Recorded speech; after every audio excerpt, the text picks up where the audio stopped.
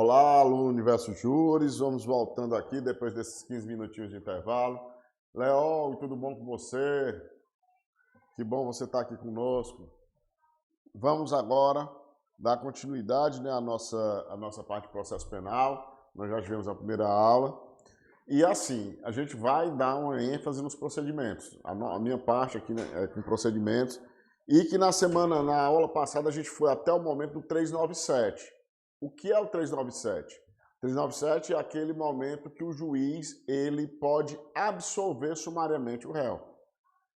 No caso, se ele não absolve sumariamente, porque nós já esgotamos mesmo essa situação na aula anterior, aí isso quer dizer que ele já vai designar a data para a realização da audiência de instrução e julgamento.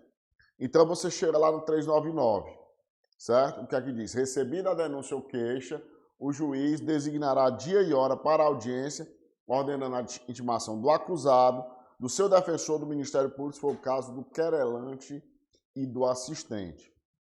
Então, o que é que você percebe aqui? Ó? Você vai percebendo que nessa intimação ele fala depois do recebimento da denúncia. Mas o que efetivamente vai acontecer, o juiz vai marcar essa audiência, é após a análise do 397. Por quê? Porque se ele absolve sumariamente, então não teria nem que se falar em audiência de instrução. Então, quando ele vai realizar a audiência de instrução, você vê aqui no próprio artigo 400, ele fala ser designado num prazo máximo de 60 dias. Aqui nós já temos um problema. Qual é o problema? O problema é que ele diz o prazo de 60 dias, no entanto, não diz a partir de quando. Não tem a definição, mas no procedimento ordinário você sabe que tem uns 60 dias aí. Eu costumo brincar, dizer, ó, que é igual crediário. Você vai 30, 60 e 90. O procedimento sumário, 30 dias. Procedimento ordinário, 60 dias. E procedimento do júri, 90 dias. Que é exatamente o prazo para a realização da audiência de instrução. Quando você vai fazer a audiência de instrução, aí tem a sequência dos atos. Quais são os atos? Você vai ter a tomada de declarações do ofendido. Quem é o ofendido, gente? É a vítima, a pessoa que sofreu, que teve o seu bem jurídico afetado. Então, quando chega no momento da audiência, primeiro vai se escutar a vítima, porque ela pode dar informações importantes e a vítima ela não precisa prestar compromisso. Enquanto as testemunhas têm que prestar compromisso, que podem cometer o crime de falso testemunha, a vítima não. Porque ela tem interesse no processo, então não pode se exigir dela que ela também venha a prestar compromisso. Então você vai para as declarações do ofendido, depois você vai ouvir as testemunhas, primeiro as de acusação, depois as de defesa. Por quê? Porque de acordo com a Constituição nós não temos a ampla defesa, então a partir disso aí você vai ter a oitiva de testemunho de acusação e depois de defesa, certo? Depois, aí ele fala aqui a ressalva do artigo 222. Isso aí diz respeito à oitiva de testemunhas por precatória. Isso, vamos imaginar que a testemunha não resida na comarca que está sendo feita essa instrução. Então, o juiz tem que determinar a expedição de uma carta precatória para que ela seja ouvida na outra comarca. Ao ser ouvida nessa outra comarca, muitas vezes não tem como você conseguir ouvir a testemunha de acusação antes da de defesa. Porque exatamente por conta do prazo, a precatória não estabelece o prazo. Então, nesse caso, não há nenhuma nulidade se a testemunha de defesa for ouvida antes da testemunha de acusação, que foi ouvida por precatória. Muitas vezes, vocês vão se deparar com alguma questão na prova que pode falar isso, descrever uma situação da pessoa sendo ouvida, a testemunha de defesa foi ouvida e a testemunha de acusação foi ouvida posteriormente por precatória. Há alguma nulidade? Não há nulidade nisso aí, pela precatória, certo? Só se for por carta precatória. Depois, aí você vê que depois da oitiva das testemunhas, você vai para o esclarecimento dos peritos, as acariações, reconhecimento de pessoas e coisas e depois o interrogatório do acusado. Esclarecimento do perito o que é? Lembrando a vocês, isso tudo tem que ser requerido pelo MP no momento da denúncia e pela defesa na resposta à acusação. Ah, houve uma perícia que foi realizada, vamos pensar no crime de trânsito. Tem que ser feita, a perícia foi feita, mas gerou dúvidas. Você quer que o perito venha dizer alguma coisa? Então você tem que pedir lá na denúncia ou na resposta à acusação. Aí ele vai esclarecer no dia da audiência, certo? A careação acontece quando, por acaso, há informações divergentes. O próprio acusado não que não foi ouvido, mas entre as testemunhas ou entre a testemunha e a vítima, houver conflito, contradição, e aí o juiz pode realizar a careação. Reconhecimento de pessoas e coisas, normalmente vocês têm que lembrar, segue o mesmo estilo do Código de Processo Penal, que é aquele mesmo estilo que a gente imagina que é em filme. Como é a ideia? O primeiro se pergunta à vítima como é uma descrição daquela pessoa. Aí ela dá mais ou menos a descrição. A partir dessa descrição, arrumam-se pessoas semelhantes, coloca-se de uma forma que eles não veem a vítima, né, e a vítima possa apontar quem é. Isso está lá no Código de Processo Penal. Por mais que a gente diga que isso não é feito, esse tipo de reconhecimento não seja feito da realidade, mas é possível, certo? E depois do reconhecimento, você vai ter um interrogatório. Lembrando a vocês o quê? O interrogatório é um ato de defesa e um ato de prova também. Então, tanto aquelas informações do acusado podem ser utilizadas para a defesa dele, daí porque é importante que tenha, antes do interrogatório, a entrevista do acusado com o advogado dele, para que ele possa realmente só falar aquilo que estiver para o cumprimento da ampla defesa, ou então, como se diz, é melhor nem falar. Muitas vezes, o exercício do direito ao silêncio é muito mais interessante para o acusado. As provas vão ser produzidas numa só audiência. Aí o juiz ele pode indeferir aquelas que ele entender irrelevantes, impertinentes ou protelatórias. Porque muitas vezes, agora não, agora já está todo mundo mais ou menos tranquilo em relação a isso. Esse procedimento foi mudado em 2008. Logo que mudou, porque havia 2 audiências. Logo que mudou, muito advogado, muitas vezes, pedia assim, não, doutor, vamos escutar na próxima audiência. Não. Hoje já se sabe, tudo tem que ser produzido naquela audiência, naquela realidade. Ah, eu quero... Não. Se por acaso da audiência surgir a necessidade de alguma diligência, o juiz pode determinar a diligência e suspender a audiência. Pode. Mas por conta de um ato que tenha surgido ali. No caso, como eu coloquei, os esclarecimentos do perito dependem de um requerimento prévio. Cadê aqui? Aí eu trago aí uma questão para vocês, gente, para que a gente possa... Durante a audiência de instrução e julgamento, em processo em que é imputada a José a prática de um crime de roubo majorado pelo concurso de agente, Laís e Lívia, testemunhas de acusação, divergem em suas declarações. Laís garante que presenciou o crime e que 2 eram os autores do delito. Já Lívia também disse que estava presente, mas afirma que José estava sozinho quando o crime foi cometido. A vítima não foi localizada para prestar depoimento. Diante dessa situação, poderá o advogado de José requerer a careação. Simples, bem simples aqui. Foi no exame 22, OAB 2017. E aí vocês podem ver que não é tão difícil. Vocês, fazendo a leitura dessa parte do procedimento ordinário, vocês vão conseguir fixar bem que não tem tanta dificuldade. Nessa hora aí é que eu digo que o processo penal ele é mais fácil de digerir do que o processo civil. O processo civil você vai conversando uma coisa aqui, de repente vem outra, aí puxa para o lado, puxa para o outro, é muita remissão. No processo penal nem tanto, certo? Depois, no artigo 401 já diz, ó, na instrução poderão ser inquiridas até 8 testemunhas arroladas pela acusação e 8 pela defesa. Aí nós temos o parágrafo 1º que traz uma situação que pode excluir, ó. Existem aquelas pessoas que somente prestam declarações. Então, ela, quando presta declaração, quer dizer que ela não presta compromisso. Se ela não presta compromisso, ela não entra para essa quantidade de 8 aqui. Você pode ouvir mais do que 8. E ainda há as referidas. Quais são as referidas? Vamos pensar o seguinte, uma testemunha está aqui sendo ouvida e aí ela diz assim, olhe, fulano de tal estava junto comigo na hora que houve o fato. Então quer dizer que essa pessoa, o nome dela foi referido em um depoimento Então, essa pessoa talvez seja interessante que ela seja ouvida, porque pode trazer alguma informação para aquele fato. Então, se o juiz entender por bem, essa testemunha referida pode ser escutada. Mas aí também não vai entrar nesse número de 8, certo? O parágrafo 2º diz que a parte pode desistir da inquirição de qualquer das testemunhas. Você tem lá, rola 5, 6 testemunhas. De repente você está ouvindo ali 4, você entende que é suficiente, excelência, eu gostaria de desistir da oitiva do restante das testemunhas. E pronto. Ambos. É a grande questão, Mário Vitor, porque o problema, pela lei não. Pela lei diz, ó, a parte poderá desistir da inquirição de qualquer das testemunhas. Não há essa possibilidade. O problema é o quê? Eu mesmo, eu concordo contigo. Se eu for pedir, eu digo assim, a defesa concorda? Eu falo.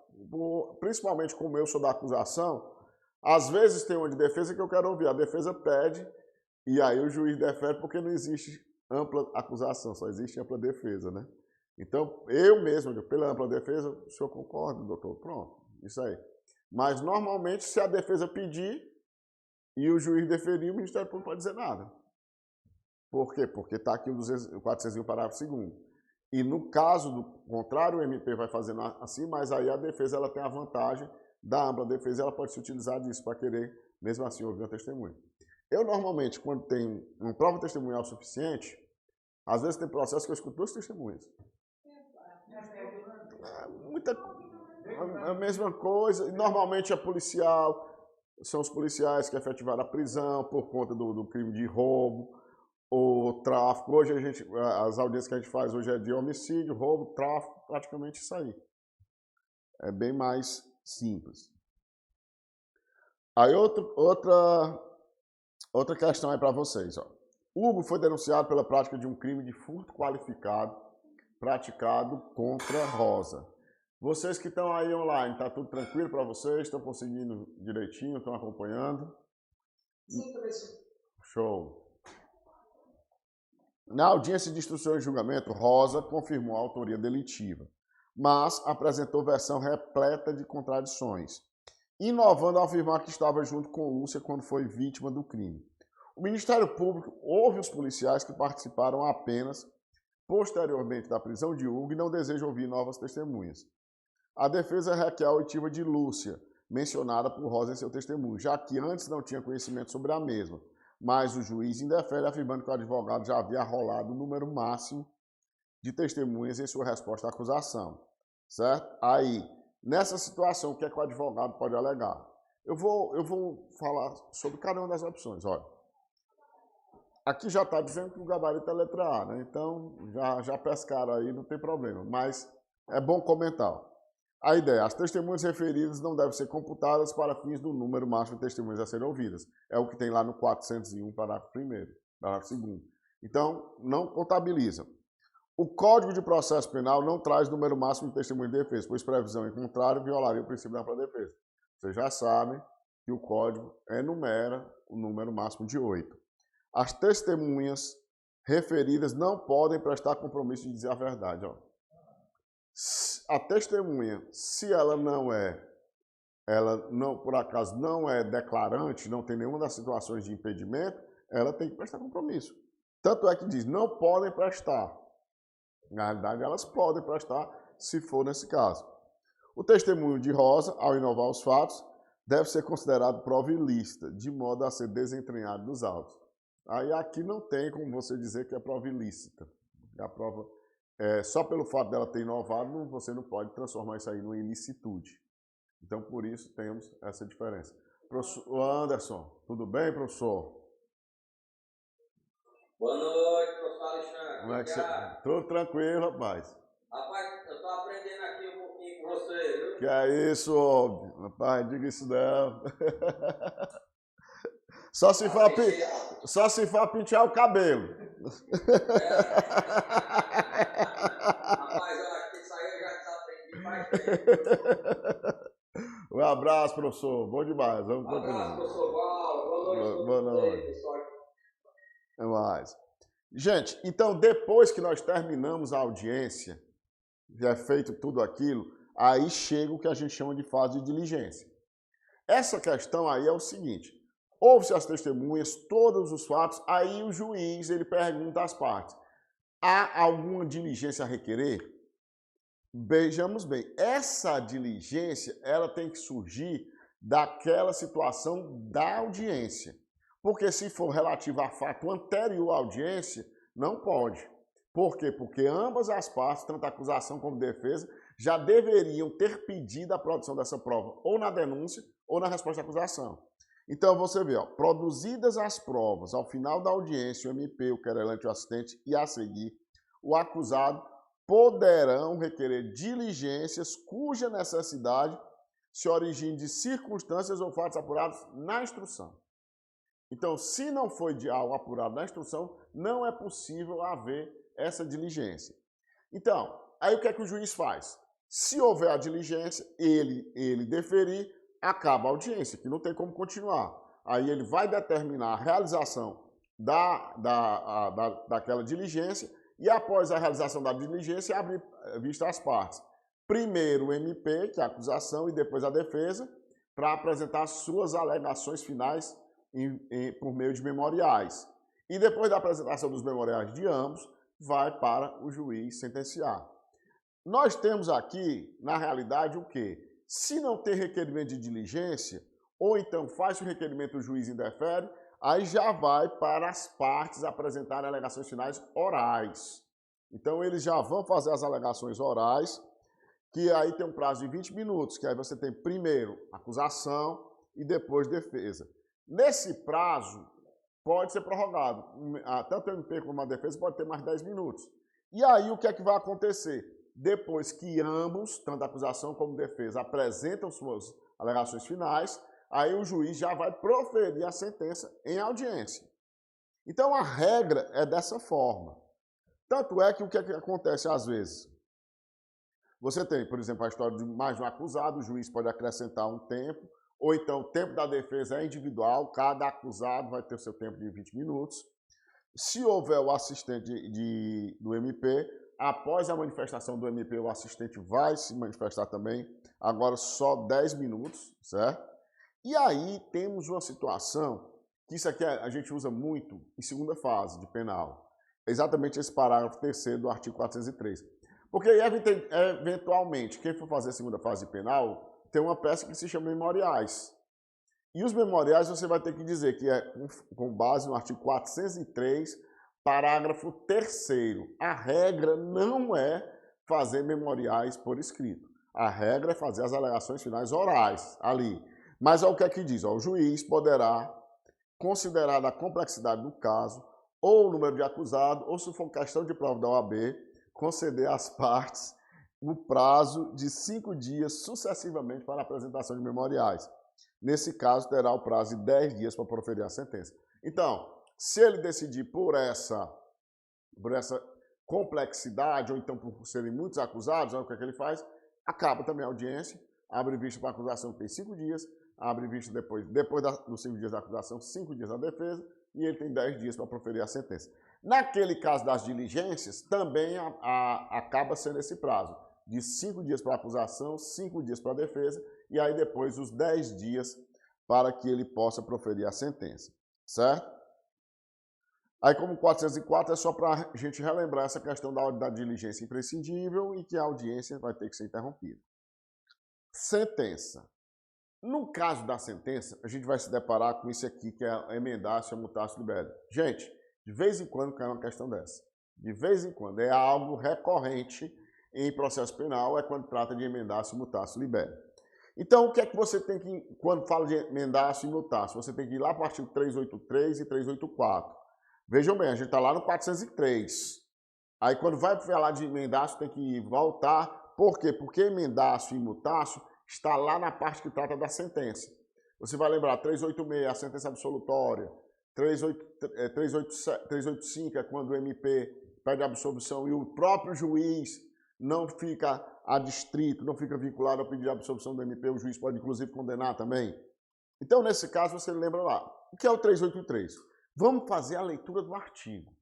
que pela leitura do artigo a gente começa a esclarecer bem para não ter nenhum tipo de dor de cabeça. Ó, o juiz, sem modificar a descrição do fato contida na denúncia ou queixa, poderá atribuir-lhe definição jurídica diversa, ainda que, em consequência, tenha de aplicar pena mais grave. Falando igual o professor Moacir agora. Tenha de aplicar pena mais grave. Então, veja bem, o que é que acontece? Existe um brocardo jurídico que diz o seguinte: dá-me o fato que eu te darei o direito, certo? Narra-me o fato que eu darei, narra-me rifatum dabotibius, né? Que é isso em latim. Narra-me o fato que eu te dou o direito. O acusado se defende dos fatos. Ele não se defende daquela capitulação delitiva que foi determinada pelo Ministério Público. Então, o que é que acontece? Ó, o juiz, sem modificar a descrição do fato. O que é que quer dizer isso? Na denúncia ou na queixa, está descrito um fato. Está descrito. Eventualmente, o que é que acontece? Lá o MP descreveu um fato, mas na hora de colocar a tipificação, coloca o tipo de outro crime. Isso pode acontecer às vezes. Aí o que é que vai acontecer? O réu, quando vai fazer a resposta à acusação dele, tem que rebater os fatos e não aquela capitulação delitiva do MP. E aí, no momento da sentença, o juiz pode muito bem julgar aquele processo sem precisar abrir vista à defesa novamente e condenar pelo crime que ele realmente se defendeu, certo? Mas vejam bem, a emendácio, ela demanda a necessidade de que a descrição do fato esteja na denúncia, que a defesa ela tenha tido a oportunidade de realmente saber por qual fato está sendo acusado, e aí ela teve a oportunidade, na resposta à acusação, de fazer sua defesa. Essa é a emendácio libelli. Isso quer dizer o quê? Que libelli no latim quer dizer, a gente usa no processo penal como se fosse acusação. É uma emenda da acusação. Por quê? Porque a acusação, ela colocou uma tipificação e o juiz, na decisão, mudou. Condenou. Então, ele só fez uma emenda, não mudou. Porque o fato estava descrito. Já a mutatio libelli é diferente. Olhe como é a redação. Encerrada a instrução probatória, se entender cabível, olha esse termo, nova decisão jurídica, nova definição jurídica do fato, em consequência de prova existente nos autos de elemento ou circunstância da infração penal não contida na acusação. Vejam bem, ó, quando na emendácio eu falo fato contido na denúncia ou queixa, aqui diz nova definição jurídica não contida na acusação. Então, no momento da audiência, chegaram ali para a audiência e esse fato nunca tinha sido mencionado no processo. Quando começa a ouvir as testemunhas, começa a perceber, é outra coisa. Peraí, isso aqui não foi trazido aos autos, não. Então, surgiu. A defesa teve a oportunidade de se defender disso? Não, porque ela tomou conhecimento só na audiência. Então, nesse caso, tem que haver o quê?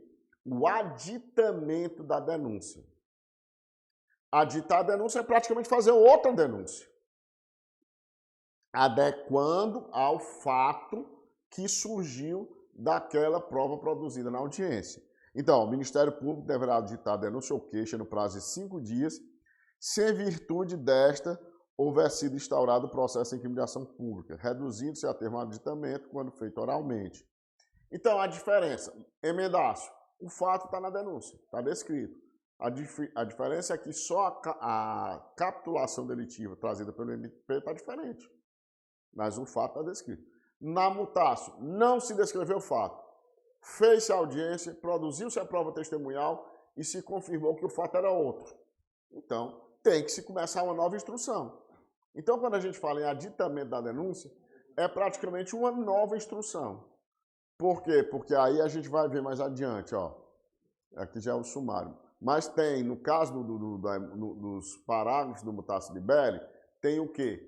Tem a situação de que a defesa, tanto a acusação não vai fazer uma nova denúncia, vai rolar testemunhas. A defesa também vai ter a oportunidade de fazer uma nova resposta à acusação e arrolar testemunhas, e aí será feita uma nova instrução.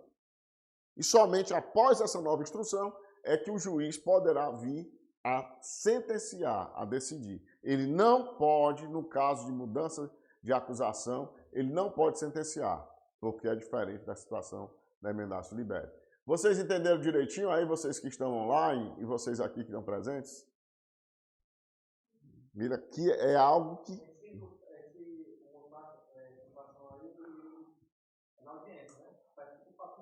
Exatamente, exatamente, mano.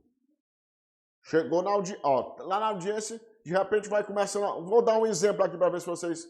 O Ministério Público denuncia uma pessoa por furto. O celular dela foi furtado. Dizendo que foi subtraído. Pronto. Quando chega na audiência, começa a ouvir a vítima. Aí, diga aí como foi que furtaram seu celular. Não, eu estava na rua quando chegou o acusado e disse que se eu não entregasse o celular para ele, ele ia me matar. Aí você já tem o quê? Essa informação não tinha nos autos anteriormente. Tinha que o celular dela tinha sido subtraído. Essa informação muda o fato. Deixa de ser um furto para ser um roubo. Porque é mediante, subtração mediante grave ameaça. E aí, o que é que aconteceu? O acusado estava se defendendo de um furto. Com essa nova informação, aí o juiz, opa, peraí, vamos parar aqui, é uma nova definição jurídica, e ele ouve as testemunhas e confirma. Vou abrir vista do MP para o MP aditar a denúncia. Aí ele começa tudo de novo. É o mesmo processo, aí chama de aditamento. Adita-se a denúncia, porque continua no mesmo processo. Mas, em tese, é uma nova acusação. Por isso que é mutácio libere, que muda a acusação. Por isso que a gente diz que para aproveitar os autos, aproveitar a numeração, continua no mesmo processo. Certo? Exatamente.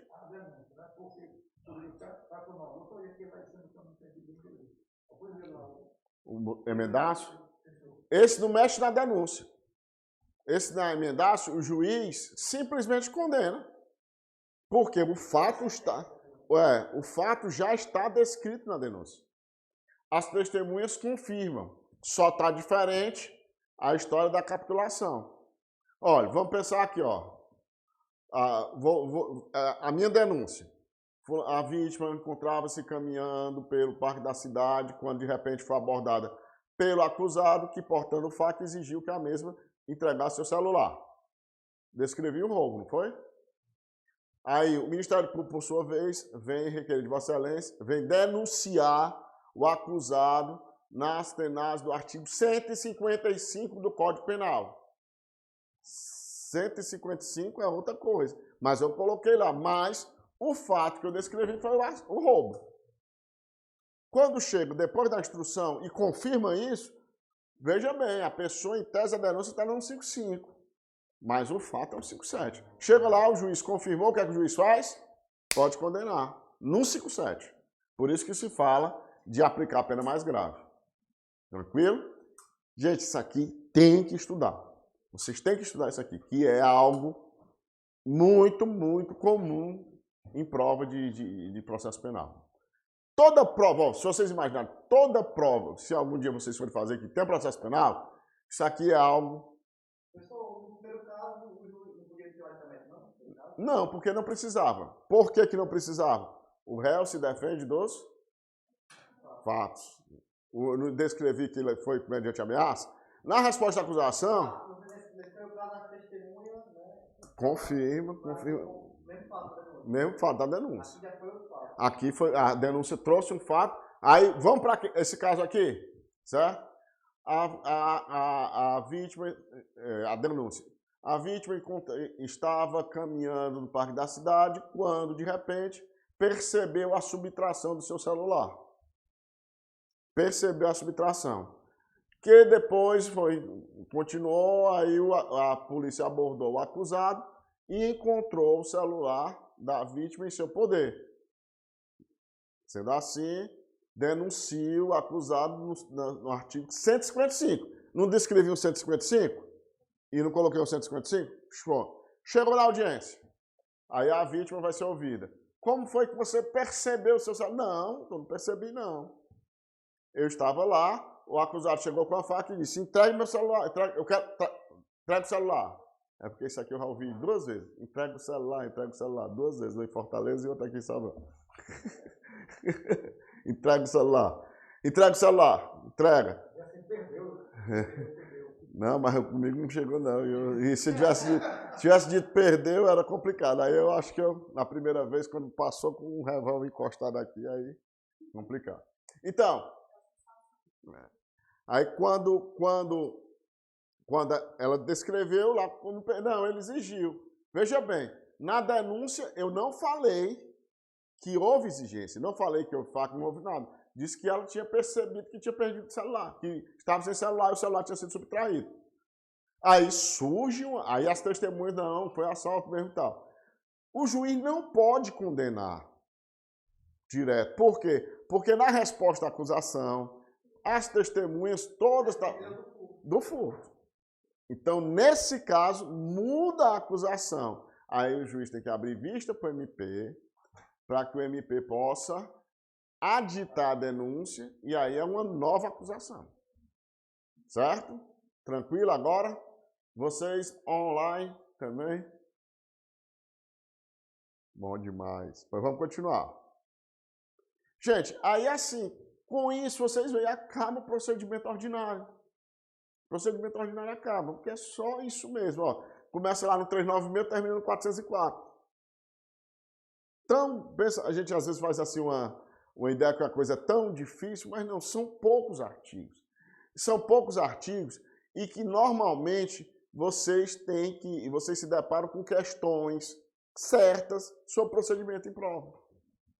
E é por isso que vocês têm que dar essa ênfasezinha nessa parte de procedimentos. Olha o sumário, ó, 531. Como é que o sumário já vai direto? Porque aquela história de fazer a denúncia não já está lá no 396? Não, a denúncia está no 41, que é que tem que ter a denúncia. No 396 não diz as situações de não receber a denúncia? Depois tem a questão da citação, da resposta à acusação. Tudo se aproveita. Tudo isso vale para o sumário também. O que é que vamos ter aqui agora? Já a audiência, no 531 já vai para a audiência. Na audiência de instrução e julgamento, a ser realizado no prazo máximo de 30 dias. Lembra da história do crediário que eu falei? 30, 60 e 90. Né? Então, 30 dias sumário, 60 dias ordinário, o júri 90 dias. Aí a mesma coisa, gente, proceder-se-á a tomada de declarações do ofendido, inquirição de testemunhas arroladas pela acusação e pela defesa, esclarecimento dos peritos, acariações, reconhecimento de pessoas e coisas e, ao final, interrogatório. Não tem nenhuma mudança, não tem nenhuma diferença em relação à do artigo 400 lá no procedimento ordinário, certo? Aí, no 532, tem a primeira diferença entre o sumário e o ordinário. Lá no ordinário, vocês podem arrolar quantas testemunhas? Quantas testemunhas podem arrolar no procedimento? 8 testemunhas. 8 testemunhas. No 532 diz que no sumário poderão ser inquiridas até 5 testemunhas. 5 da acusação e 5 da defesa. Já o procedimento sumário, aplica-se ao procedimento sumário disposto dos parágrafos do artigo 400. Aí o que é que diz? Não tem fase de diligências. Nós não temos aquela fase de diligência. Lembra que lá no 400 a gente viu que se por acaso das provas produzidas o juiz entender a necessidade de diligência, aqui no sumário não tem. Ou seja, vai direto para aqui, ó, os 534. As alegações finais serão orais, concedendo-se a palavra, respectivamente, à acusação e à defesa, da mesma forma do ordinário, pelo prazo de 20 minutos, prorrogáveis por mais 10, proferindo o juiz a seguir a sentença. Lembram que lá no ordinário tinha um parágrafo 3º que dizia que, em virtude da complexidade e do número de acusados, poderia converter os debates orais memoriais? Aqui nós não temos.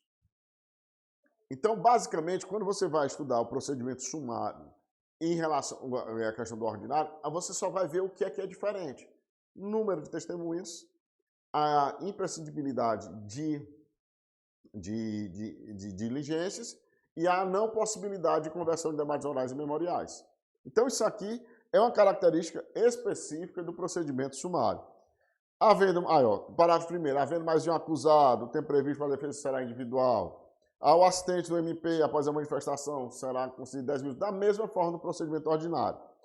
535, aí aqui tem uma coisa que tem lá no procedimento sumaríssimo, o quê? Nenhum ato será adiado, salvo quando imprescindível a prova faltante. Aí o juiz pode determinar a condução coercitiva. Às vezes você chega lá no juizado, ou mesmo na situação de procedimento sumário, quer produzir uma prova testemunha, falta? Vamos adiar. Não, manda buscar. Ruim é quando o cara, a audiência na sede, né, e vai ter que buscar lá no Padre Linhares.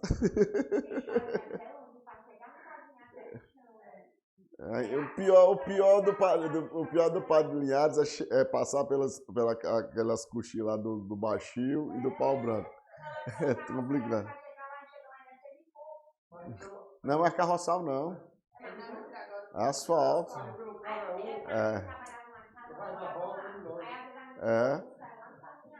Mas asfaltado até a fase da volta.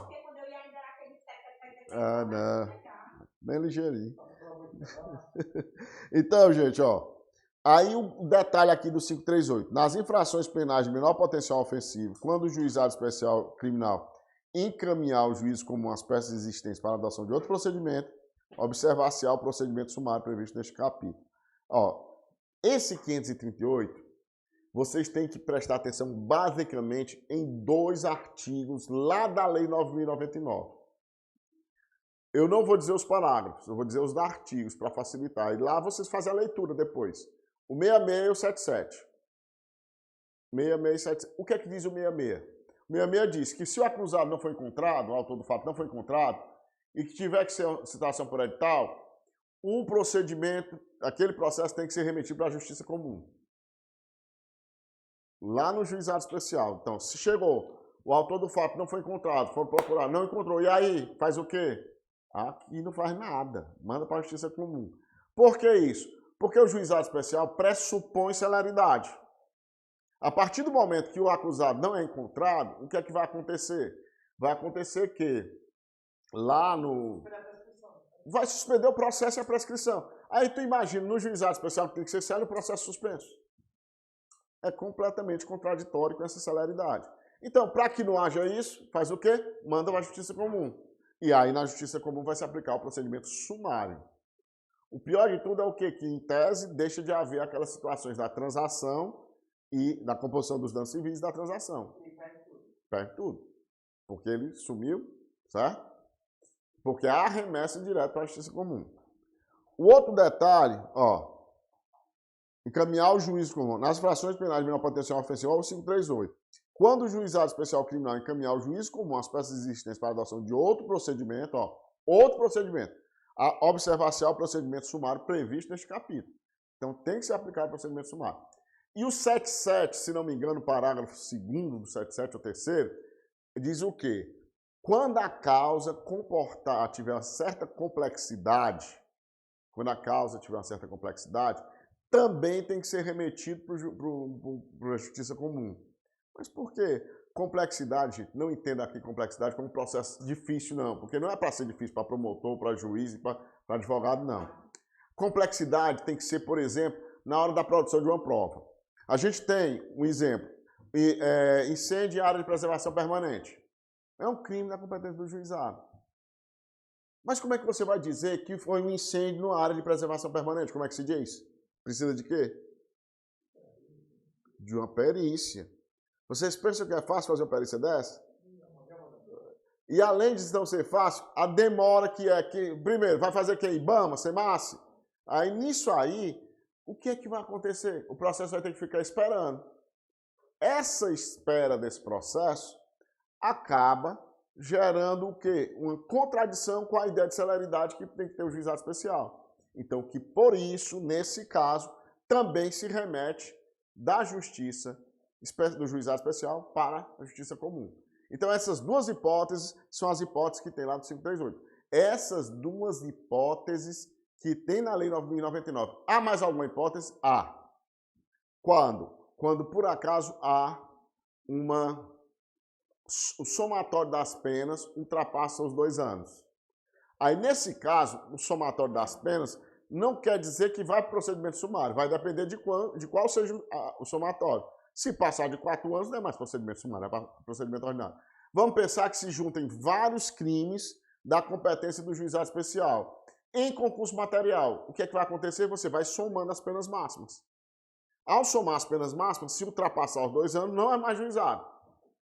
Aí você manda para a justiça comum, mas para qual? Vai depender. Se somar as penas máximas e ultrapassar 4 anos, então vai para o procedimento ordinário. Se ficar entre 2 e 4, procedimento sumário.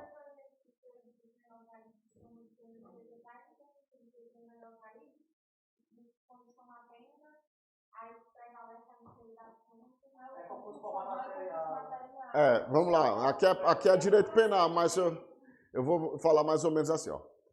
Você tem 3 situações no direito penal que modificam na hora da pena. Concurso formal, concurso material e crime continuado. Certo? O concurso formal é, por exemplo, com um só ato. Eu lembro demais quando a gente assiste aqueles filmes de antigamente. Vamos assistir os Vikings, né? O cara, com uma espadada só, ele arranca 3 cabeças de uma vez, certo? Ou seja, um ato, aí ele cometeu 3 homicídios. Para o direito penal, isso é concurso formal. Certo?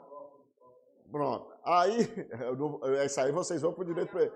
Aí o professor de direito penal. Aí se for assim, ó, ele chegou a dar mata um, aí daqui a pouco, mata outro.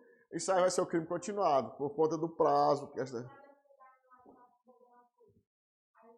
Pronto. E concurso material é o quê? Você não consegue estabelecer, é mais de uma ação, certo? E aí, exatamente, é o exemplo da pessoa que mata e faz a ocultação de cadáver. Isso não tem como ser crime continuado, porque são crimes diferentes. Mas aí você pode aplicar o concurso material, que é a soma das penas. Tá certo? Ó, crime continuado... Do quê?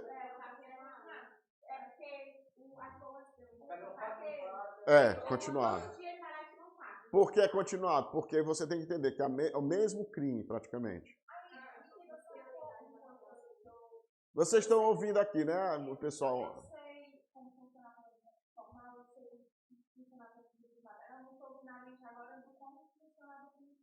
Crime continuado pega a pena do mais grave e aumenta o percentual. Por exemplo, são 3 crimes continuados. Então é pegar a regra do concurso formal? Sim, semelhante ao do concurso formal. Só que o percentual é assim, ó, por exemplo. Pode vir até seu triplo. Exatamente. Mas faz diminuir, ó.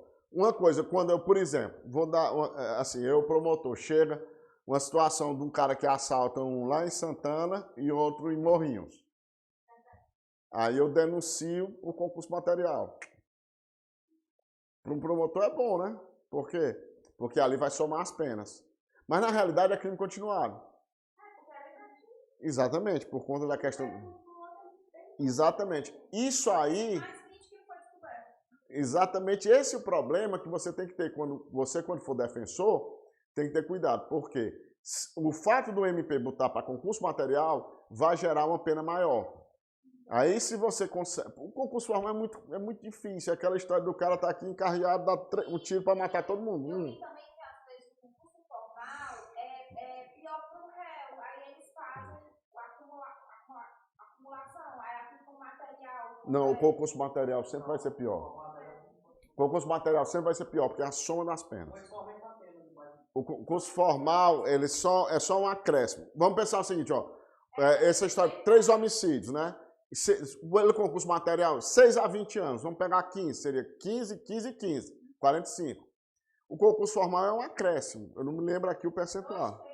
Pronto. Aí pega 15 de 1, 2 terços. 2 terços de 15, 15 vezes 2, 30, dividido por 3, 10. Já vai para 10, já vai para 25. E outra, mais 10, 25, mas faz 45 também. Não. E às vezes eles olham que é benéfico pro réu. Ah, sim. Aí tem a segunda parte do concurso formal. É porque tem o concurso formal próprio, o concurso formal impróprio, certo? Isso aí já é... Vamos voltar aqui, porque se eu for falar de concurso formal, a gente vai... Mas o que é que importa para vocês? O que vai gerar esse aumento de pena é o concurso material, que é a soma. Porque, olha, quando se pensar concurso formal, crime continuado, não dá certo porque é percentual. Então, para excluir do juizado especial, tem que ser concurso material, que é o somatório. A outra situação que é de crime, que em tese seria infração penal de menor potencial, é infração penal de menor potencial ofensivo. Mas em virtude da qualidade do crime, ou seja, violência doméstica, também exclui. Que é o caso de violência doméstica. Você sabe que o 147, a pena da ameaça, mesmo sendo violência doméstica, é a mesma. Mas pelo fato de ser da lei ou violência doméstica, exclui da aplicação da Lei 9.099. Então, ó, essas 4 situações que excluem a aplicação da Lei 9.099. O réu não encontrado, a complexidade da causa, essas duas vão e mandam para o procedimento sumário direto para aplicar o procedimento sumário. Aí tem concurso material e não sabe, porque vai depender da soma das penas. E Maria da Penha sempre é procedimento ordinário. Maria da Penha sempre é procedimento ordinário. Mais de 2. Mais de 2, já não é juizado especial. E lembrar, Maria da Penha, a pena pequena, mas é procedimento ordinário. Vai ser procedimento ordinário da mesma forma. Então vamos lá, gente. Agora o procedimento sumaríssimo. Aqui eu faço essa situação para vocês, porque, olha, é a Lei 9.099. Vocês só precisam ler, ó, do 69 até o 81. Basta ler esses 12 artigos, que vocês conseguem entender bem direitinho. Olha o que é que acontece. O 69 é exatamente a lavratura do TCO. O que é que acontece? Qualquer situação, chega o autor do fato e o ofendido. Vejam bem, nesse momento aí não se tem acusado nem nada, é autor do fato. A terminologia que se utiliza em relação ao juizado especial, autor do fato e o ofendido. Eles chegam na delegacia, lá na delegacia o que é? Não precisa ouvir testemunha nem nada, para que haja a questão eles não sejam, para que o autor do fato não seja preso em flagrante, o que é feito? Ele se compromete a comparecer ao juizado especial. Então, é lavrado TCO, termo circunstanciado de ocorrência. Aí ele lavra o TCO com os nomes, encaminha para o juizado. Chega no juizado, aí nós vamos ter audiência preliminar, que está lá no artigo 72. Gente, a audiência preliminar ela tem 2 momentos. 2 momentos. O primeiro, composição dos danos civis. O que é isso? Bota as 2 partes. Autor do fato e ofendido. E aí, vamos resolver? Ou vamos cumprir da conversa? É tipo a conciliação, só que... Mas nem sempre encerra o processo. Por que que nem sempre encerra? Vamos lá. Faz o acordo, de repente uma lesão. Aí o cara, eu fui lá no Rodolfo, eu tomei uma cibalena, depois peguei lá um gelol e tal, pronto.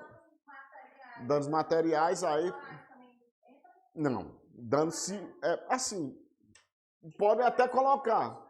Eles podem até colocar. É uma coisa que... Tanto é que tem que ser composição. O juiz não pode impor. Porque numa sentença penal, o juiz normalmente ele só pode decidir por dano, que possa... A questão do dano mesmo, não dano moral, dano causado mesmo. Certo? Dano material, exatamente. Na composição dos danos civis, se for discutido dano moral entre as partes, eles acordarem, pronto. É trampo. Você paga, encerrou. Qual é o problema? Se o crime for de ação penal privada ou de ação penal pública condicionada à representação, essa composição dos danos acaba o processo. Entendeu? O juiz só faz homologar e homologando, pronto. O que é que serve? Vai servir como... Quando se tem uma queixa e tudo, vai servir como, no caso não tem, uma renúncia ao direito de queixa ou representação. Vai ter esse mesmo significado.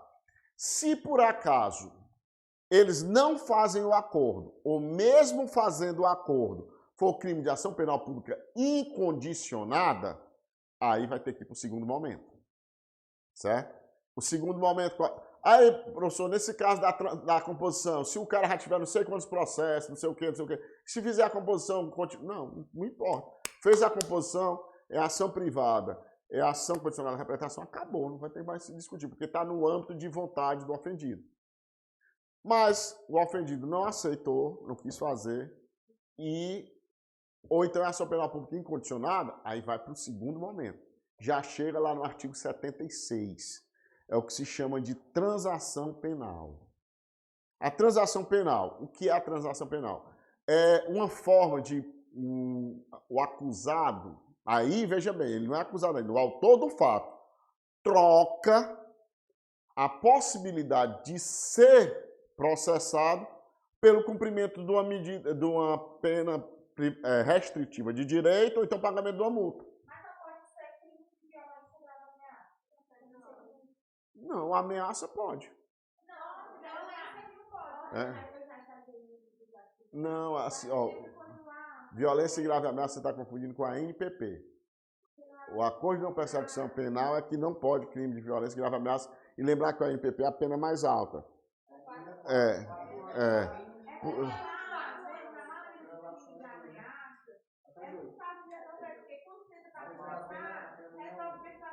Exatamente. Mas aí se não tem, aí cabe a transação. Lesão leve. Uma lesão leve também. Porque quer dizer que tem violência. Mas se não fizer o acordo, vai para a transação, pode ser. No ANPP aqui não pode. No ANPP aqui tem, porque é uma pena maior, 4 anos, né? E aí gera isso. Então vamos lá. Aí a transação penal, o que é que acontece? Vai para o segundo momento. O MP faz a proposta. Mas quando é que o MP tem que fazer a proposta? Ele tem que olhar se a pessoa, primeiro, não tem nenhuma condenação. Certo? Segundo, se essa pessoa não recebeu esse mesmo benefício 5 anos para trás. Certo? A pessoa teve 5 na hora que ela recebe uma transação, ela passa 5 anos sem poder receber a outra. E a outra, o inciso 3, é uma situação bem subjetiva, fala da conduta social, da personalidade, dos motivos, certo? Situação bem subjetiva, que normalmente o que a gente vê é que não se utiliza muito esse fundamento para não conceder a transação, por conta da subjetividade. Mas pode acontecer de cair uma questão para vocês que fale, ele não tenha tido nos 5 anos, ele não seja condenado, mas enumere alguma situação para tentar inserir nisso. Aí vocês vão ter que dizer que é o inciso 3, ou então não configura, porque isso aí, em tese, não poderia afastar a possibilidade da transação. Aí a transação que é? O MP propõe, a pessoa diz se quer ou não. Se ela quiser, pronto, está resolvido. O juiz só faz homologar também a transação, e depois de homologar a transação, ele vai ter que cumprir. Qual é o problema aqui da transação? Súmula vinculante. Ixi, agora eu falo 35 ou 45. Quem é que tem como olhar aí rapidinho? Súmula vinculante. 35 ou 45, Lívia? Para esse negócio da gente querer... Oi? Ou 45, uma das duas. Se ocorrer uma composição civil entre o autor e o réu, sobre a questão dos danos, né? Aí já assistindo o processo ali. Se for ação penal privada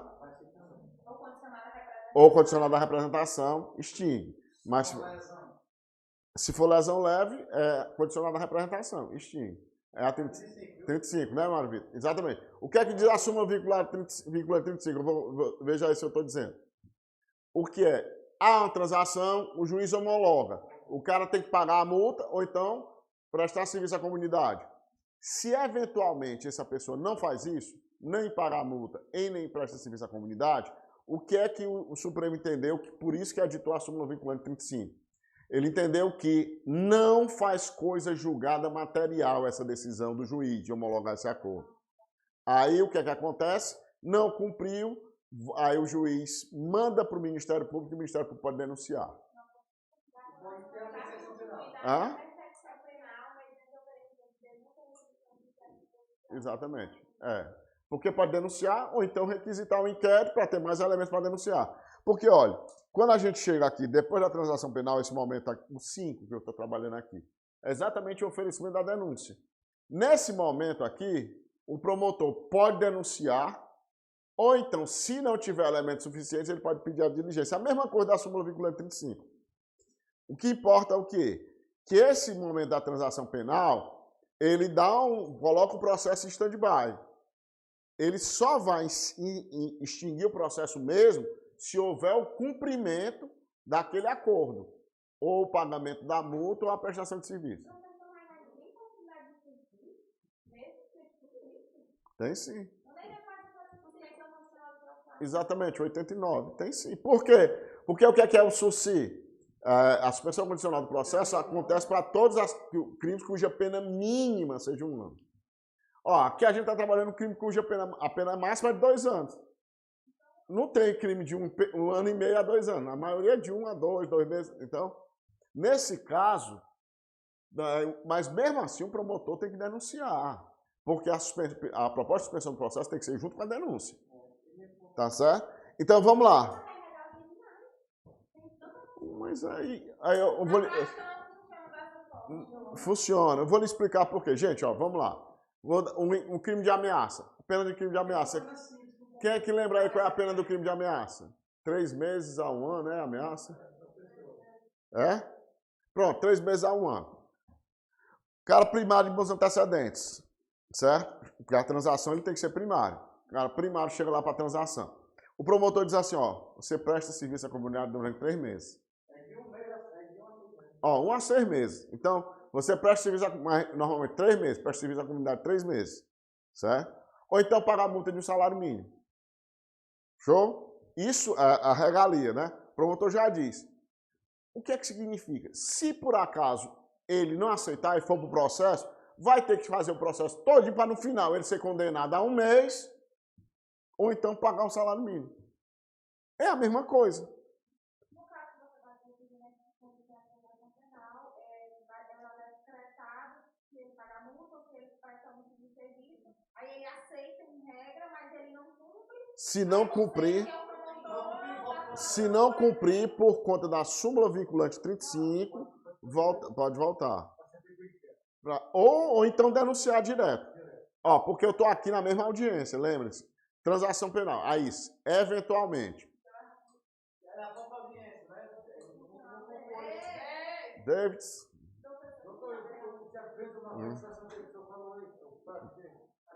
Não, isso é procedimento ordinário, sumário e do júri. Sim. Já pode ir para a transação. Já é ato contínuo. Faz uma coisa, faz a composição. Se é ação penal pública incondicionada, vai para a transação.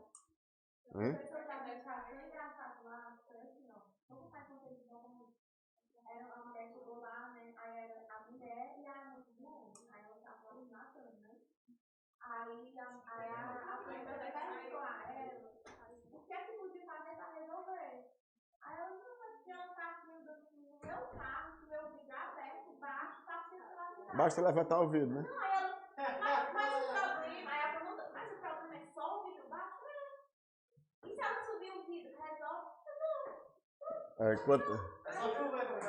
Mas essa foi muito fácil, eu já peguei uma que era assim. A confusão, como foi a confusão? Uma estava no salão, se ajeitando, aí chegou a outra. Aí dentro do salão, já disse assim, mulher, me ajeita que hoje eu vou passar a noite com fulano de tal, e vai ser aquela noite.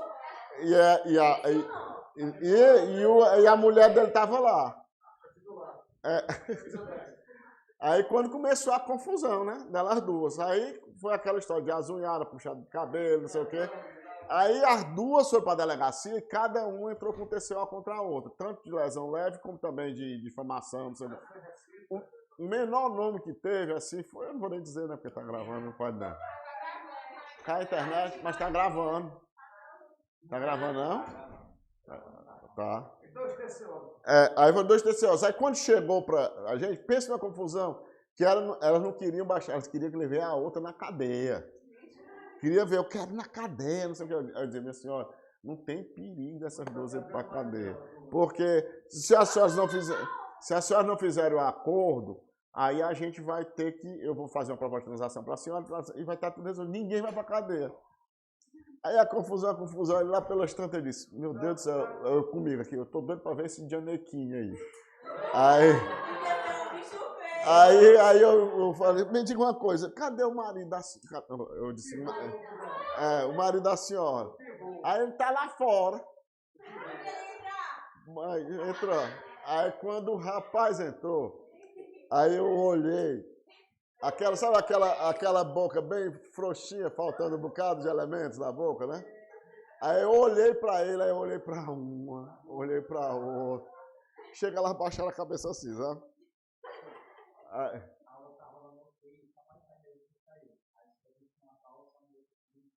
tá certo, tá certo. Então vocês estão vendo direitinho, né? Aí eu viro até a história aqui do Genequim, ainda bem.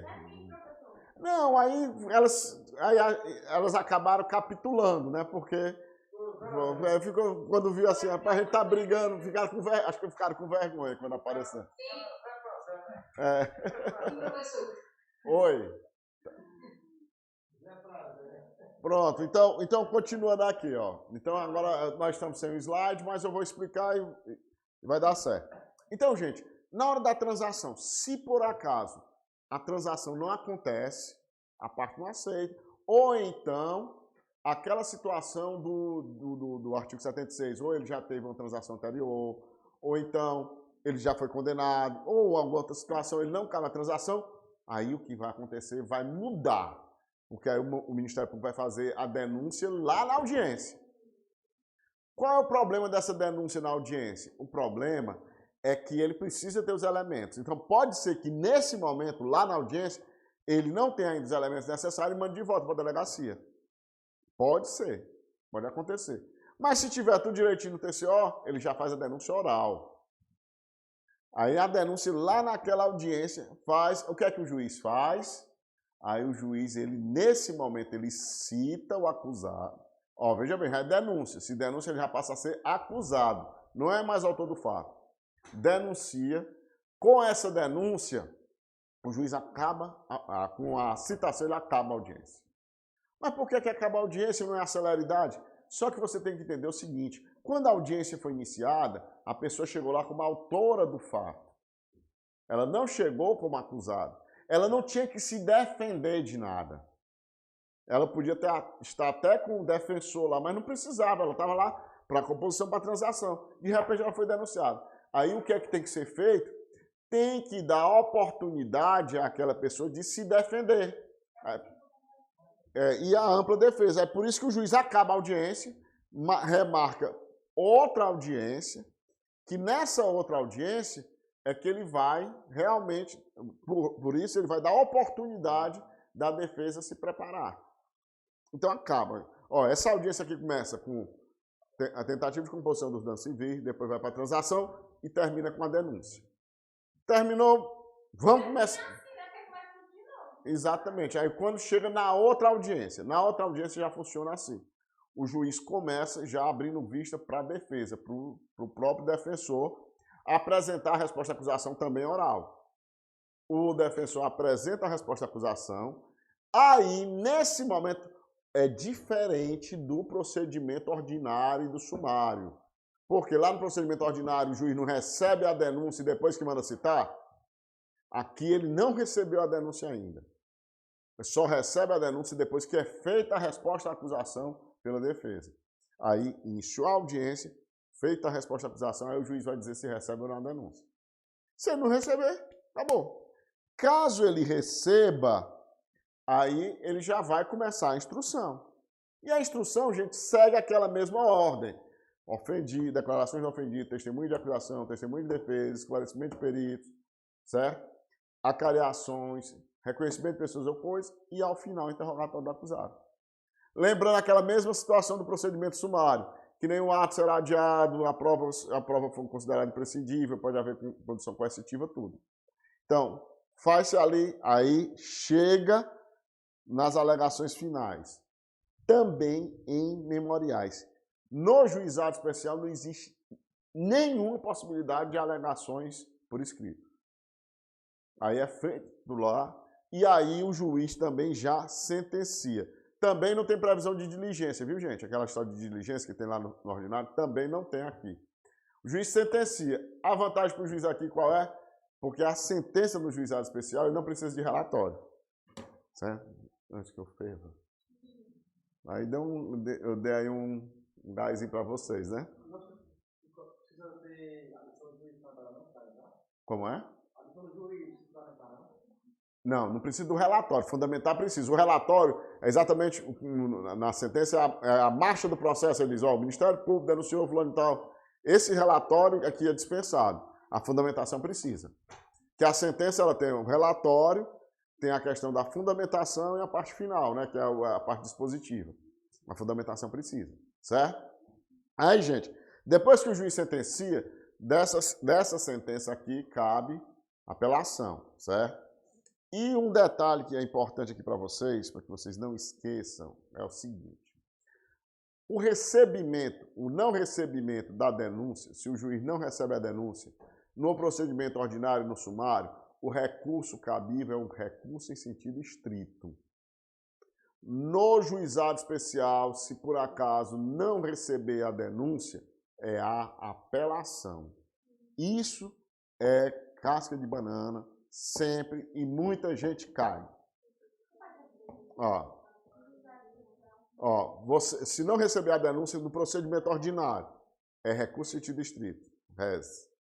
No juizado especial, é apelação. Não.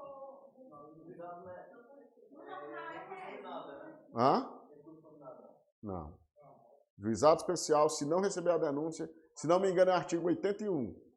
É apelação. E um detalhe, o prazo é diferente. Que a apelação no procedimento ordinário, ela tem um prazo de 5 dias e mais 8 para oferecer as razões. No juizado é um prazo de 10 dias só. Não, 10 dias, porque em tese é 10 dias que você tem que apresentar já as razões. É porque lá no ordinário você tem os 5 dias e mais os 8. Certo? Mas eu vou trabalhar recurso com vocês também. Não se preocupe, se o Anderson...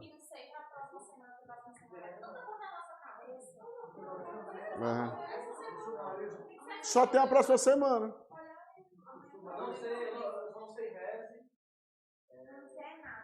Vamos terminar isso aqui, porque se der tempo eu já vou para os recursos hoje. Não, é 21 e 30. Então, gente, ó, vamos lá. Então, aqui a gente acaba a questão do procedimento sumarístico, essa parte do procedimento mesmo. Então, quais são os detalhes importantes que vocês têm que lembrar aqui? O caso da transação, por exemplo, se a pessoa pedir a sua certidão de antecedentes, a certidão de antecedente dela é para sair limpa, se for, por exemplo, para trabalhar. Agora, se for para fins de processo penal, por exemplo, eu chego, aí tem que aparecer a transação. Para quê? Para não correr o risco dela receber outra transação. Então, para os fins de processo, sai a certidão positiva. Mas se for para alguma coisa externa ao Poder Judiciário, é negativa, não pode sair nada.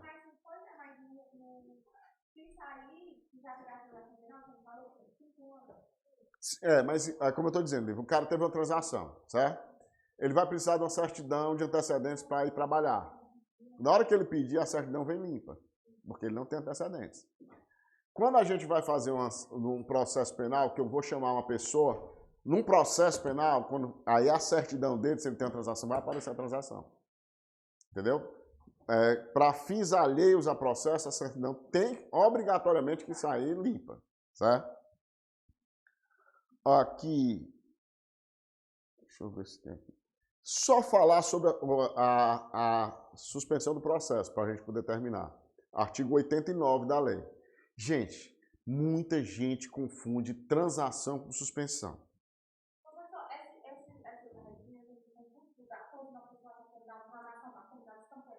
Pois eu estou aqui para tentar mudar isso aí, certo? Olha, a transação ficou compreendido para vocês? Transação é infração, um acordo, infração penal de menor potencial ofensivo, nos casos de qualquer infração penal de menor potencial ofensivo, cabe transação. Suspensão não tem nada a ver com o juizado especial. Foram aproveitar a lei do juizado especial e colocar a suspensão do processo. Por quê? Primeiro, porque quando fala de suspensão, ela só olha para a pena mínima. Pena mínima até 1 ano. Se a pena mínima ultrapassar 1 ano, já não cabe suspensão. Aí acontece, mas professor, se tiver a pena mínima de 1 ano e a pena máxima de 5, É juizado especial? Não. Até 2 anos. O estelionato é pena mínima de 1, pena máxima de 5. Ou seja, procedimento ordinário. Cabe suspensão. Autoaborto. O autoaborto. Aborto não é procedimento do júri? Pena mínima é 1 ano. Cabe suspensão. O que é que eu estou querendo dizer com isso para vocês? Que não importa o crime e não importa o procedimento. Se for pena mínima de 1 ano, cabe a suspensão. Suspensão do processo. Suspensão do processo. Aí vamos lá. Isso é a primeira condição. A outra condição, em relação à suspensão do processo, a pessoa não pode nem ser processada. Lá na transação não é condenação? Lembra que eu disse condenação? O cara for condenado, ele não tem direito à transação? Na suspensão, se ele já tem um processo, ele não tem direito à suspensão. Ele não tem direito à suspensão. No sumário, o cidadão, ele autor da Fundação Penal, pessoa, né? A lei 90, Certo. Ele lá houve a transação penal. Ele concordou, recebeu sozinho dele, não vou mais entrar não. Pronto. Porque pega umas cachaças, vai entrar de novo. Aí a polícia, de novo, outro PCO. Aí não tem mais direito. A transação. Nacional, né? Porque ele está contando. Mas só do TCO teve audiência tudo lá? Não, mas veja bem, ó. Abre outro TCO. Aí outro TCO, aí vai vir para outra audiência preliminar de novo. Audiência preliminar de novo. Aí o promotor vai ver, ele não cabe transação. Aí o promotor já denuncia. E aí, além de denunciar, o que é que ele faz? Na denúncia tem que botar a suspensão do processo. Por quê? Ele tem processo anterior? Não. Aquela transação extinguiu o processo dele. Aquela situação da transação só vai, o fato dele ter tido, só vai influenciar alguma coisa se for para outra transação. 5 anos. Mas aí ele fica com antecedentes, 0 antecedentes criminais. Tanto é que ele vai ter direito à suspensão do processo. Certo? Então a suspensão precisa a pessoa não ter processo nenhum. Então, pena mínima de 1 ano, não ter processo nenhum, show. Mas agora a questão da suspensão é que ela tem prazo e tem condições. É diferente lá da transação, que na hora que o cara paga, acabou. Suspensão não, processo fica parado de 2 a 4 anos. Normalmente 2 anos. Quando é que se bota para 4 anos? Se bota se o cara já teve uma suspensão antes, cumpriu, aí foi extinta a punibilidade, aí tem de novo. Não, agora vai botar 4. 2 anos. Aí o processo fica suspenso durante 2 anos. E durante esses 2 anos, ele tem obrigações. A primeira, reparar o dano. Ele tem que reparar o dano. Lá tem a salva impossibilidade de fazê-lo. Mas tem que ser uma impossibilidade impossível mesmo. Não é aquela história assim, não tem condição. Não é assim não, porque ele tem 2 anos para juntar o dinheiro. Certo? Então, essa reparação tem que ser feita. Aí tem proibição de frequentar determinados lugares. Aí vem aquelas histórias, né? Bares, boates, clubes, cabarés, estabelecimentos congêneres. Eu acho interessante os estabelecimentos congêneres. Tudo bem. Isso aí também ele tem. Não adianta nada, porque não tem quem fiscalize. Eu lembro demais, eu aqui no Carnabral, aí quando eu via lá o cara vendendo cerveja, quando eu olhava, mas não era para estar na casa do albergado na hora dessa, não? Não, é porque eu estou ganhando meu dinheiro honestamente aqui, tá certo, beleza. Perguntou que tinha que ouvir, né? Perguntou que tinha que ouvir. Aí é o seguinte, essa situação não tem que fiscalizar, mas está lá na lei. A outra coisa, não pode se ausentar da comarca sem autorização judicial, certo? Por mais de 8 dias. Aí nessa situação, ele não pode mudar de endereço, mudar de endereço tem que comunicar. Se for passar mais de 15 dias fora, mais de 15 dias fora, também tem que pedir autorização. E a outra situação, qual é? Todo mês ele tem que fazer um relatório, ir lá apresentar o relatório. Só que que não tem nem relatório porra nenhuma, não. Ele chega lá e diz, eu vim assinar aqui. Aí chega assina e pronto. Simbora. É só assinar e pronto. Essas são as condições. Professor, só como lembrar que a gente tem que estar.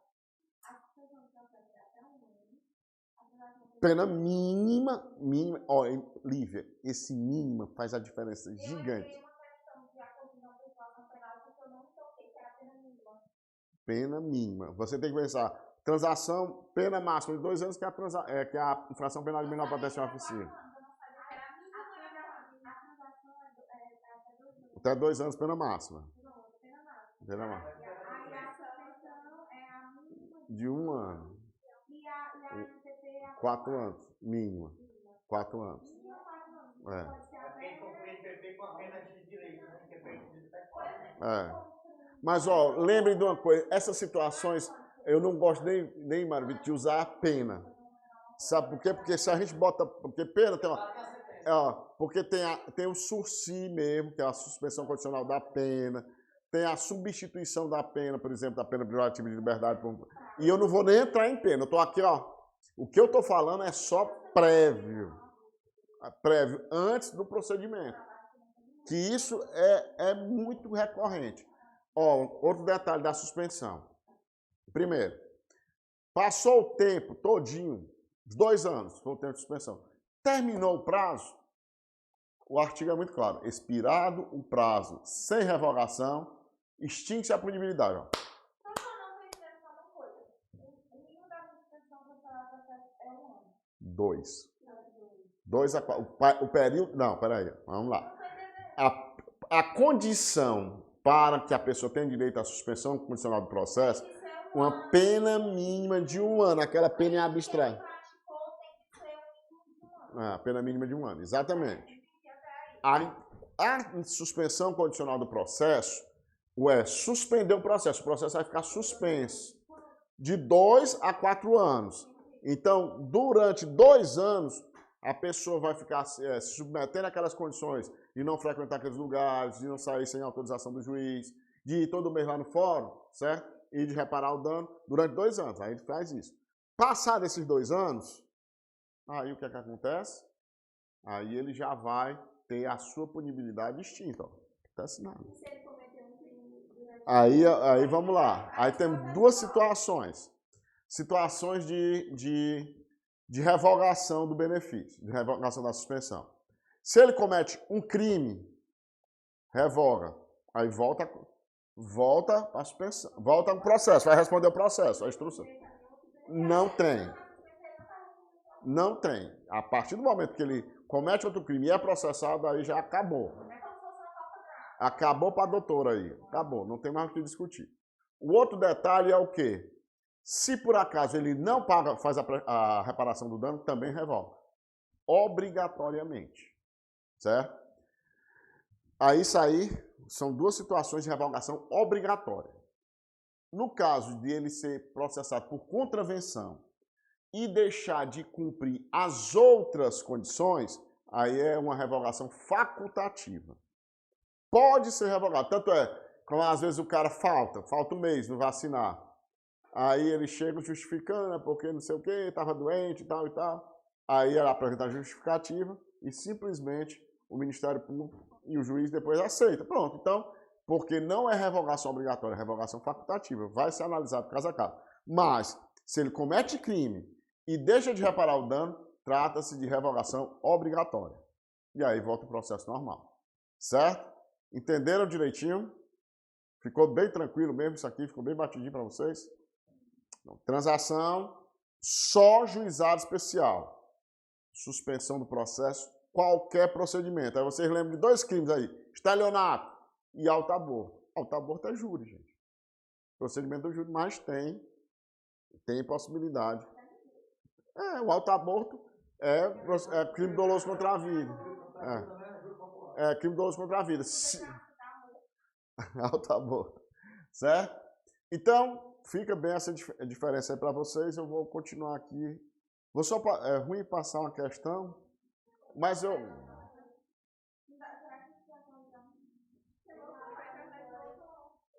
Porque o problema, assim, ó, faltam 9 minutos. É para começar a júri. É por isso essa questão, se a gente... Vou tentar falar aqui com você.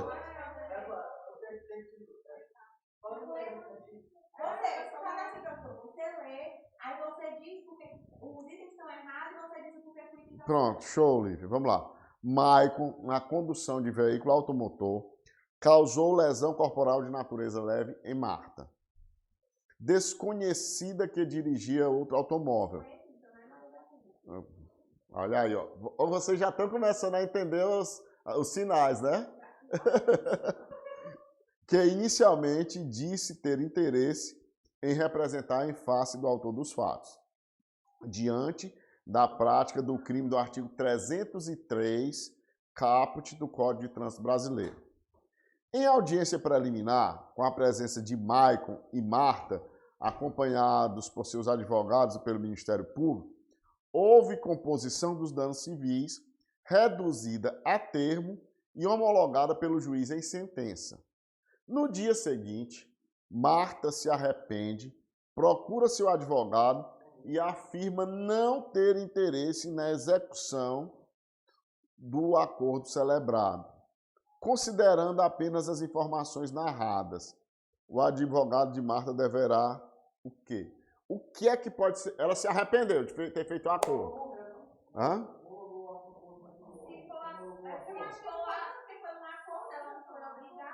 Mas depende se for aquele negócio de ação penal incondicional. Não, não é incondicional, ela é condicional. Ela representou quando fica ela representou. Então, gente, ó, ela mais condicional, ela pode retirar. Só que aí, se fosse Maria da Penha, teria que ter mas não, mas não é Maria da Penha. Tanto é que é lesão de trânsito. Aqui, olha, não seria Maria da Penha. Não. Veja bem, a grande questão aqui foi o seguinte: chegar na audiência preliminar, olha aí, ó, chegar na audiência preliminar. Eu vou dizer a primeira opção, tá bom? Interpor recurso de apelação da sentença que homologou a composição dos danos civis. Pode ser, porque você falou. Não, é recurso nominal, não tem. Não, ele falou que o implicado tem. Ei, Mário Vitor, deixa eu dizer uma coisa pra ti. Deixa eu dizer uma coisa pra ti. Processo penal não tem recurso inominado. Pode tirar. Ele falou que o implicado tem que pagar apelação. Mas não é da sentença. Ele falou que paga apelação. Da sentença. Pois é, isso é de sentença. Aí, David, é pro Insta? Vamos lá. A apelação aqui, mas a gente vai ter que entender o seguinte: nós temos que pensar em situações de condição de procedibilidade. Condição de procedibilidade é o quê? Antes da ação ser iniciada. Realmente, da decisão do juiz no juizado especial, cada apelação. Mas o problema aqui é que, nesse momento, essa homologação do juiz, ela causa um outro efeito, que esse outro efeito extingue uma condição de procedibilidade. Olha, o que é que dizia lá? O acordo homologado vale como renúncia ao direito de representação. Quando a pessoa renuncia ao seu direito de representação, você diz: eu não vou representar. Exatamente. Como ela fez o acordo, então isso aí significa que ela... Porque o acordo que fez foi ela mesma, então realmente... Exatamente. Não, mulher, é só... Não, eu não falei, eu só falei uma, a história da apelação. Então, só pra dizer, como foi ela que fez o acordo, como é que ela vai recorrer na decisão dela mesmo? Ela fez o acordo, a ação penal... Não, não tem nada a ver com recurso. Não tem nada a ver com recurso. Eu vou dizer, não tem nada a ver com recurso, porque eu entendo, olha. Tá certo. Interpor recurso em sentido estrito da sentença que homologou a composição dos danos civis. Não tem nada a ver com recurso em sentido estrito, não. Esclarecer que, sendo crime de ação penal de natureza pública, não caberia composição dos danos civis, mas sim transação penal, de modo que a sentença é nula. Essa aí não tem lá com CRE, né? Então, essa aí é aquela que você olhava, tchau. A outra diz, esclarecer que o acordo homologado acarretou renúncia ao direito de representação. Acertar? Repetir, esclarecer que o acordo homologado acarretou renúncia ao direito de representação. Então, vamos lá. Eu já esqueci até Pronto. Não, eu já esqueci a questão. A questão, o que foi? Um acordo. Eles fizeram a composição dos danos civis, aquela do 72. É um crime de ação penal pública condicionada à representação. O que é que a lei do juizado diz? A lei do juizado diz o seguinte, que se for crime de ação penal privada ou de ação penal pública condicionada à representação, esse acordo homologado significa que a renúncia ao direito de representação. O processo começar, ele representou, não? Hein? O processo começar. Não houve representação. Renunciar significa dizer que você não vai representar, ou seja, não tem representação. Mas o negócio é que ela representou, porque ela disse que Não. ela fez um acordo. Disse, tem interesse em representar. Interesse em representar. Não representou. Ela tinha, no caso, ela tinha interesse em representar, fez o acordo e depois se arrependeu. Exatamente. Exatamente. Quando ela fez o acordo, serve como renúncia tácita também? Não, como ela fez o acordo, não é renúncia tácita, não. Ela tendo feito o acordo homologado, pelo que a lei diz, já é renúncia, não é tácita, já é uma renúncia expressa. Certo? Renúncia. Exatamente. Homologou aquele acordo da composição dos danos civis, acabou. Acabou para a doutora, não vai ter o que discutir, entendeu? Uhum. Mas espancar só dá certo pro Alex, porque o Alex é fortão, pra mim não dá não. Gente. Não, calma. Olha os DNA. Pois, gente, então, muito obrigado. Boa noite para vocês que estão online. Essa semana mais não. É porque não tem tempo. Pois deixa eu só encerrar. Gente, boa noite, até a próxima. E temos mais uma aula de processo penal ainda.